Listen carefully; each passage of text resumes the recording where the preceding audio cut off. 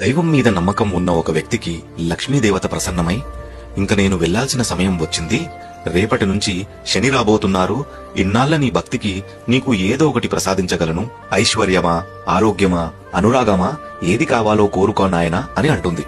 అమ్మా, నాకు ఏ కష్టం వచ్చినా తట్టుకుంటాను, కాని నా కుటుంబంలో ఒకరంటే ఒకరికి అనురాగం ఉండేలా చూడు తల్లి అని అనగా తదాస్తు అని వెళ్తుంది. మరుసటి రోజు వంటలో అత్తగారు కోడల్ని ఉప్పేయమని చెప్తే చిన్న కోడలు వెళ్లి ఉప్పు వేస్తుంది. పెద్ద కోడలు రుచి చూడకుండా తను కూడా ఉప్పు వేస్తుంది.